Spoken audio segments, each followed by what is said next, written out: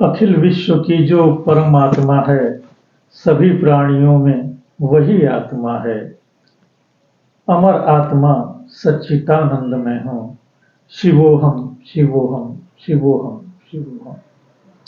आज हमारे कार्यक्रम के अतिथि हैं योगी स्वामी विक्रमादित्य अनंत जी। ये आपके कार्यक्रमों का तीसरा एपिसोड है। हम आपका इस कार्यक्रम में हार्दिक स्वागत और अभिनंदन करते हैं। स्वामी जी, इस कार्यक्रम का पहला प्रश्न हम आपसे ये करना चाहेंगे कि बाबा रामदेव जी जो योग सिखाते हैं, क्या यही पतंजलि जी का योग पद्धति है?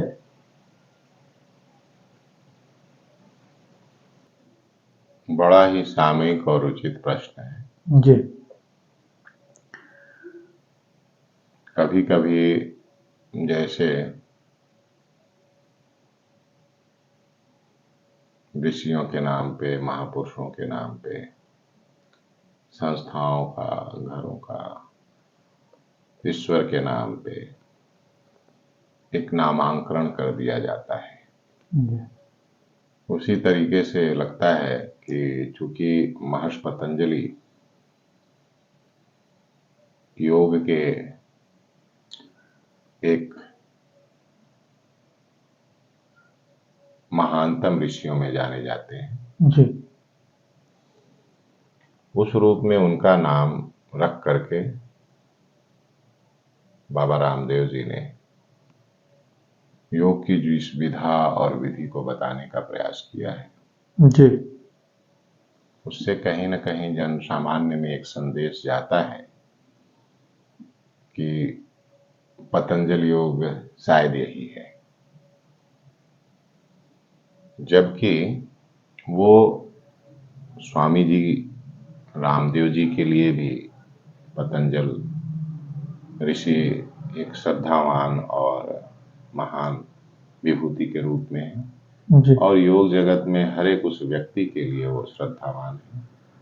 तो श्रद्धा स्वरूप वो नामांकरण उस पीठ से, उस ट्रस्ट से वो जुड़ा है जैसा प्रतीत होता है। लेकिन अगर जनसामान्य उसको इस संदेश रूप में समझ रहा है तो स्वामी जी ने ऐसा कहीं कुछ कहा नहीं है। जी। लोग समझ लिए हैं या समझ गए हैं तो लोगों को थोड़ा सा और समझने की आवश्यकता है। क्योंकि जैसा हमने कहा कि परम सौभाग्य है हम लोगों का कि स्वामी रामदेव जी के द्वारा योग शब्द जनसामान्य में इस युग में प्रचलित हुआ। एकदम जन जागरण तो उन्होंने कर ही दिया है। उन्होंने जी। उसी तरह पतंजलि का नाम भी बार बार प्रत्यक्ष अप्रत्यक्ष रूप से, जैसा कि आप ही प्रश्न कर रहे हैं, जनसामान्य में वो शब्द भी प्रचलित हो गया जी। पतंजलि। और महर्षि पतंजलि का नाम प्रचलित हो जाना ही कहीं न कहीं पतंजलि योग का पुनः प्रारंभ की प्रक्रिया को प्रारंभ हो जाना कहेंगे। महर्षि पतंजलि का योग जहां तक हम लोगों ने अभी पिछले एपिसोड में चर्चा करी है, समझने का प्रयास किया है, जिसमें यह स्पष्ट किया गया कि पतंजलि जी ने क्रिया योग साधना पाद में परम सौभाग्य हम लोगों का है कि महर्षि पतंजलि का नाम भी उसी तरह से जन सामान्य में आज प्रचलित है। जो एक कारण बन सकता है या कारण बनेगा और बना है कि महर्षि पतंजलि आखिर कौन थे जी। उन्होंने क्या बताया, एक जिज्ञासा, एक प्रश्न मानव मस्तिष्क में उभरता है। तो जैसा कि हमने बोला कि महर्षि पतंजलि की वर्तमान समय में एक ही पुस्तक है, दो चार नहीं है, वो है पतंजलि योग दर्शन। पतंजलि योग दर्शन। पतंजलि योग दर्शन। पतंजलि योग दर्शन को जब आप अध्ययनकर्ता के रूप में अध्ययन करेंगे, साधक के रूप में समझेंगे, तो कहीं भी उसमें ये नहीं बताया गया है कि हमें कपालभाति करना है, वहां कहीं भी ये नहीं बताया गया है कि हमें पश्चिमोत्तान आसन करना है। मैंने एक आसन का नाम लिया, उसका ध्येय ये है कि जितने आसन सामान्यतः समझे जा रहे हैं सारे आसनों के लिए है, ये भी उसमें नहीं है, वो प्राणायाम भी नहीं है। और मुख्य रूप से श्रद्धेय स्वामी रामदेव जी जिस प्राणायाम, जिस आसन को प्रचारित कर रहे हैं, प्रसारित कर रहे हैं, वो पतंजलि योग दर्शन में नहीं है। नहीं, ये बड़ा स्पष्ट है, जनमानस को इस पे स्पष्ट हो लेना चाहिए जी। और चूंकि परम सौभाग्य है कि स्वामी जी के द्वारा महर्षि पतंजलि शब्द भी जनमानस में आज व्यापक रूप में जाना जा रहा है, तो हम लोगों का सौभाग्य है कि महर्षि पतंजलि को जाना जाए जी। कम से कम उनका नाम सामने आया तो वो एक कारण बन जाता है जिज्ञासा का कि महर्षि पतंजलि कौन थे, महर्षि पतंजलि ने क्या कहा, क्या विधाएं बतलाई। तो जैसा कि हमने बोला कि उन्होंने अपने पुस्तक को 4 भागों में विभाजित किया है, या समझाने का प्रयास किया। विभाजित शब्द योग में थोड़ा सा सही नहीं रहता है, 4 भागों में रखा है समझाने के लिए। अन्यथा वो प्रथम भाग में भी संपूर्ण है, द्वितीय में भी संपूर्ण है, तृतीय में भी संपूर्ण है, चतुर्थ में भी संपूर्ण है। लेकिन मानव की चेतना के अनुसार अभी जितनी हम लोग बातें कर रहे हैं, आवश्यक है कि इस बात के लक्ष्य की प्राप्ति के लिए वो कौन सा कृत्य है, कौन सी क्रिया है, वहां तक हम लोग पहुंचे। चर्चाएं हमारे बौद्धिक ज्ञान तो दे सकती है, लेकिन चर्चाओं से व्यवहारिक पक्ष या प्रायोगिक पक्ष या साधनागत पक्ष का स्वरूप नहीं उत्पन्न हो पाता है। तो उसी तरह से महर्षि पतंजलि को आप चर्चा के रूप में जाने और फिर समझें अगर, तो साधना पाद, जैसा कि हमने बोला कि साधना पाद में ही उस क्रिया को ज्यादातर बताया गया है। विभूति पाद में भी कुछ क्रियाएं, अष्टांगिक योग की कुछ प्रविधियां विभूति पाद में भी जाती हैं। तो साधना पाद का प्रथम श्लोक, प्रथम क्रिया, प्रथम कदम हम कह लें, वहीं उन्होंने प्रयोग कर दिया है क्रिया योग का जी। तपः स्वाध्याय ईश्वर प्राण निधान क्रिया योग का, ये महर्षि पतंजलि ने प्रयोग किया है जी।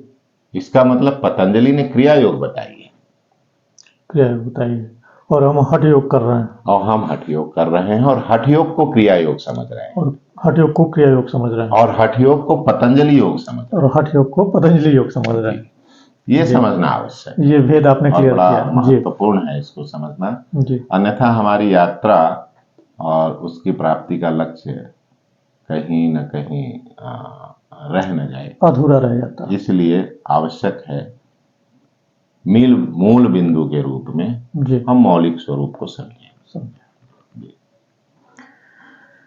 दूसरा प्रश्न है आपसे कि क्रिया योग द्वारा असाध्य रोग जो हैं, क्या उनको भी ठीक किया जा सकता है?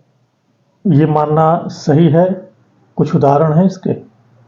100%, जैसा कि पहले भी हम लोगों ने चर्चा किया है जी। कि साध्य या असाध्य रोग जो भी हो, असाध्य रोग चूंकि एक बड़ी समस्या के रूप में है तो चिंता का विषय होता है, तो इसलिए उसकी चर्चा भी आवश्यक हो जाती है।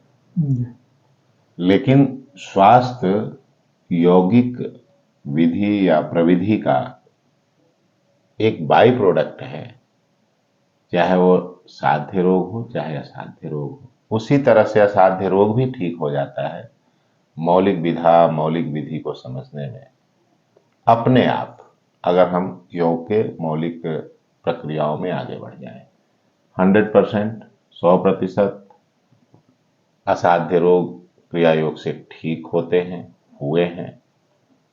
अगले प्रक्रिया में अभी हमारे सामने वो सामग्री नहीं है, मैं आपको उसका डेटा दूंगा। कैंसर जैसे असाध्य रोग, ब्लड जी कैंसर जैसे असाध्य रोग जी का डॉक्यूमेंटेशन है, एक अप्रूवल्स है। अब इस कोरोना में आ, एक महान विभूति थे जो कि जनसेवा में रोगियों की, कोरोना के रोगियों की सेवा करते करते वो खुद, उनका लंग्स संक्रमित हो गया था।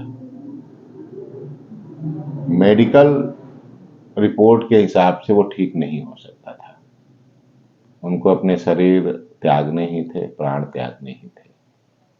लेकिन चूंकि वो क्रिया योग की उच्चतम मूल जो विधि है उसके अभ्यासी, बड़े गहन अभ्यासी, सहज अभ्यासी थे, वो रिपोर्ट जब उनको उनके लंग्स में गांठें पड़ गई थी। अच्छा। जी, रिपोर्ट है उसका, वो परिस्थिति, और जब उन्होंने अपने को संयमित और नियंत्रित किया क्रियायोग के माध्यम से, उसके रिपोर्ट वो आज सामान्य है, कुछ ही दिनों में सामान्य हो गए थे। अगला रिपोर्ट जब आया तो कहीं कोई गांठ नहीं थी। ये अपने आप में अचंभा, आश्चर्य या चमत्कार माना जा सकता है, बल्कि ये चमत्कार नहीं है, एक विज्ञान है। जी तो असाध्य रोग होता क्यों है, अगर उसके मूल में आप जाएंगे तो उस मूल पे क्रिया योग कार्य करता है, इसलिए असाध्य रोग भी ठीक हो जाते हैं। तो जैसा कि हमने बोला कि उसका एक डॉक्यूमेंटेशन है, वो अगले प्रस्तुति में मैं आपको उसका साक्ष्य दूंगा, तो जी जनमानस को ज्यादा स्पष्ट जी। होगा, एक प्रमाण मिलेगा। प्रमाण तो जी, और जी प्रमाण अच्छी बात है। चाहिए, जी। सारी बातें ऐसे कह देना हम्म। प्रामाणिक नहीं माना जा सकता। अच्छा, इसी संदर्भ में जैसे आपने बताया कैंसर सही हो सकता है, क्या किडनी रोग भी सही हो सकता है, लीवर रोग भी सही हो सकता है, कुछ ऐसे हैं? देखिए, हुआ तो है, जी 100% हुआ है। जैसे कि हमें याद आता है कि हमारे एक गुरु भाई थे जो आज एक बड़े योगाचार्य हैं, जी। उनका नाम लेना उचित नहीं है, हम्म। क्योंकि जनमानस कभी कभी कुछ विषयों को नकारात्मक समझने लग जाता है तो उसका सकारात्मक पक्ष। जी उनकी लगभग वो फेल्योर की पोजीशन में थे। वो संस्थान में आए, प्राकृतिक और यौगिक और क्रिया योग के रूप में उनकी चिकित्सा करी गई, आज वो ठीक हैं। जब आए थे तो एक रोगी के रूप में आए थे, और आज वो योग के बहुत सम्मानित आचार्य के रूप में स्थापित थे। ये बहुत बड़ी उपलब्धि है, और कम से कम क्रिया योग को जन जन तक हम लोग पहुंचा पावें और उसके बारे में बता पावें, यही हमारा सौभाग्य है। बल्कि मेरे मन में एक विचार आ रहा है जी कि मैं उनसे वार्ता करूंगा, जी। अगर उनकी सहमति हुई हम्म। तो मैं उनका नाम भी और प्रमाण भी उनकी ले ली जाएगी, और जिससे कि उनके मुखार बिंदु से अगर ये बातें जाती हैं जी तो वो ज्यादा सत्य माना जाएगा, जी। ज्यादा प्रमाणिक माना जाएगा। ठीक, आशा करते हैं ऐसा हो। जी। कोई क्रिया योग की शुरुआत करना चाहता है तो उसकी प्रारंभिक शुरुआत कैसे की जाए? देखिए, बड़ा ही सहज है, और चूंकि सहज होना ही क्लिष्ट हो गया है तो थोड़ा सा हमें लगता है कि क्लिष्ट हो रही है चीजें। जैसे हम लोग बैठे हुए हैं, जी अपने पोस्चर्स, सिर और रीढ़ हमारी हमेशा सीधी रहे, जी क्योंकि यही हमारे शरीर का स्तंभ है, आधार है, इसके आधार पे संपूर्ण शरीर टिका टिकी हुआ। हुई है। तंत्रिका तंत्र का प्रमुख भाग भी है। जी तंत्रिका तंत्र का संचार सुचारू ढंग से चलता रहे, इसलिए भी आवश्यक है कि हमारा पोस्चर, हालांकि मैंने बताया जैसा कि ये क्रिया योग की तैयारी है, क्रिया योग नहीं है। क्रिया योग की मूल विधा ऐसे नहीं बताया जा सकता, लेकिन उसकी तैयारी कैसे करी जाए और उस तैयारी में बीमारी ठीक हो जाएगी इसकी गारंटी। जी, क्रिया योग उस तैयारी में ही बीमारी ठीक हो जाएगी। जी, क्रिया योग करेंगे तो क्या होगा वो तो बाद की बात आती है, लेकिन उसके प्रारंभिक तैयारी में ही आपकी साध्य असाध्य बीमारियां ठीक हो जाती हैं, क्योंकि वो प्रक्रिया कहीं ना कहीं प्रारंभ हो जाता है प्रत्यक्ष अप्रत्यक्ष रूप से। आपके अंदर रोग उत्पन्न क्यों हुआ, अगर यौगिक दृष्टिकोण से हम उस पर विचार करते हैं तो कहा जाता है ये जो भौतिक शरीर है इसमें जो भी उत्पन्न हुआ है वो हमारे मानसिक शरीर में कहीं ना कहीं स्थित है। अब बात आती है मानसिक शरीर, ऐसा तो आज के चिकित्सा विज्ञान में पढ़ाया नहीं जाता ये मानसिक शरीर कौन सी होती है, लेकिन चूंकि हम लोग योग की बात कर रहे हैं तो हम योग की ही भाषा में इस चीज को स्पष्ट करना चाहेंगे कि यहाँ पे 3 तरह के शरीरों की बात करी गई है। तो आपको अगर रोग निवारण तक जाना है तो तीनों शरीर पे कार्य करना होगा। जी, ये स्थूल शरीर जो हमें दिख रहा है और ये स्थूल शरीर जिस प्राण ऊर्जा से चल रहा है वो सूक्ष्म शरीर है जो नहीं दिख रहा है। हम आप जो बोल रहे हैं उससे जो हमारे श्रोतागण हैं उन तक जो हम लोगों का संदेश जा रहा है वो जिस माध्यम से जा रहा है, विज्ञान के जिस चमत्कार से जा रहा है वो उनको नहीं दिखाई दे रहा है, लेकिन नहीं है ऐसा तो नहीं कह सकते, नहीं कह सकते, तो है तभी तो जा रहा है, तभी तो देख रहे हैं हम लोग, रूबरू हो रहे हैं जी, एक दूसरे को देख रहे हैं, सुन रहे हैं, जान रहे हैं, तो वो अदृश्य रूप में है। उसी तरीके से इस शरीर का सूक्ष्म रूप है, जी, दिख नहीं रहा है ये अलग लेकिन दिख सकता है, दिख सकता है, 100% दिख सकता है। जैसे कि तरंगे दिखती हैं, उसके लिए विशेष तरीके होते हैं, दिखती हैं, समान आंखों से नहीं दिखता। उसी तरीके से सूक्ष्म शरीर दिखता है, उसका भी विज्ञान है योग शास्त्र में, उसके बारे में बड़ा विस्तृत व्याख्या करी गई है। यानी रोग शारीरिक स्तर से अगर मानसिक स्तर पे है तो मानसिक वाले शरीर पे कार्य करना पड़ेगा जी, और मानसिक जो शरीर है उसका भी एक कारण शरीर होता है जो आया, कारण शब्द से ही कॉजल बॉडी कहा जाता है, उसका कॉज है। भगवान बुद्ध भी कॉज और इफेक्ट पे उनकी पूरा सिद्धांत उनका है। तो उस सूक्ष्म शरीर की उत्पत्ति जिस कारण से हुई है, अगर हम वहां तक जी, सहज रूप में जुड़ जाते हैं, कोई बहुत ऐसा विज्ञान नहीं है जो कि असंभव जैसी कोई बात है, संभव है तभी हम लोग इस संबंध में बात कर पा रहे हैं। जी, तो 100% असाध्य रोग ठीक होता है, लेकिन जैसा कि कहा जा रहा है कि उसके लिए शारीरिक यानी ये स्थूल शरीर, जी, मानसिक यानी सूक्ष्म शरीर और वो शरीर जिससे बना है, वो तीनों शरीर कहीं ना कहीं यौगिक प्रविधियों के माध्यम से तीनों शरीरों का अलाइनमेंट किया जाता है, इसमें रोग स्वतः ठीक होता है।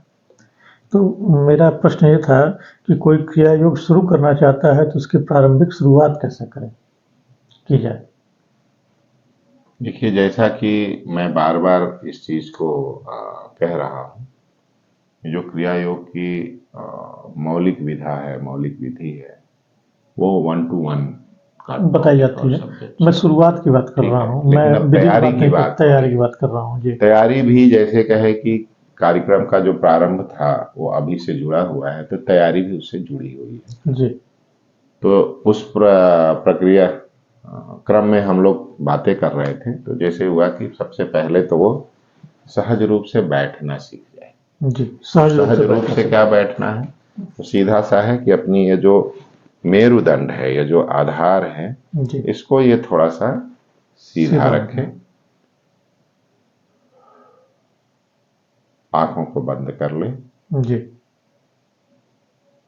बाहर से दृष्टि को अपनी ओर करें, लेकर के चले और सिर से लेके पांव तक जो भी उसको बोध हो रहा है पहले उस बोध से जुड़ जाए।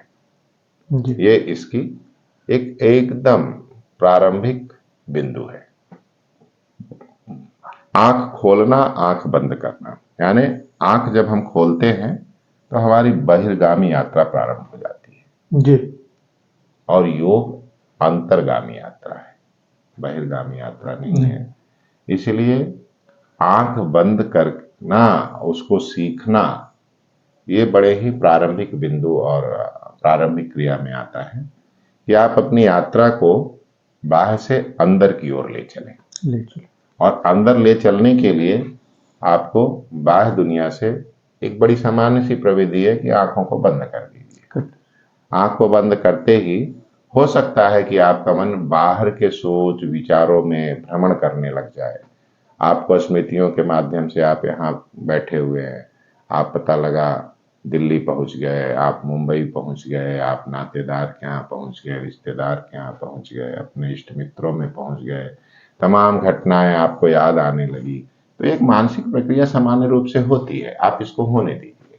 ये प्रक्रिया ही बता रहा हूं मैं जी। आप आंख बंद करके आप सिर और रीढ़ को सीधा करके बैठ जाइए, सहज और सरल रूप में बैठिए, कहीं कोई अकड़न ना हो, एक ढीलापन हो, एक हल्कापन महसूस हो।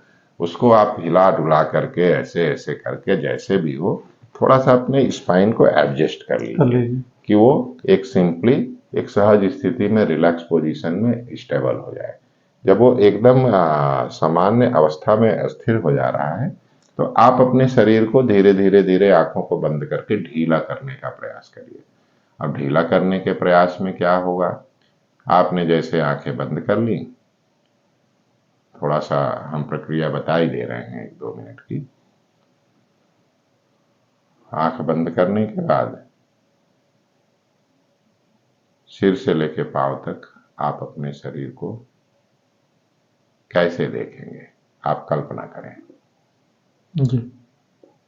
आप देखेंगे, एक इमेजिनेशन करेंगे, कल्पना करेंगे, एक आकृति के रूप में आंख के बंद करते ही आंखों के सामने जो गहरा अंधकार आपको दिखाई पड़ता है, जिसको चिदाकाश कहते हैं, चित्त का आकाश जी, उसमें आप अपनी एकाग्रता को बढ़ाएं।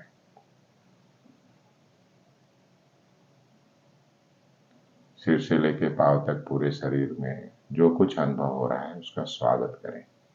हो सकता है कहीं हैवीनेस हो सकता है कहीं लाइटनेस हो, कहीं हल्कापन, कहीं भारीपन। आप सबको स्वीकार करें, सबका स्वागत करें, क्योंकि ये जो हल्कापन और भारीपन है ये केवल एक रासायनिक परिवर्तन है। उस रासायनिक परिवर्तन को हमने एक संज्ञा दे दी है हल्केपन और भारीपन के रूप में। योग कहता है कि अपने आप से जुड़ना है, योग कहता है कि हमें अपने अंदर चलना है, योग कहता है कि अपनी अंतर यात्रा को प्रारंभ करना है, पूर्ण करना है। तो हमें अपने इस शरीर को ही माध्यम बना करके, इस मन को ही माध्यम बना करके, इस अनुभूतियों को ही माध्यम बना करके अपने यौगिक विधियों का प्रारंभ करते हैं। आज के लिए सहज इतना ही। आप सभी को सादर प्रणाम।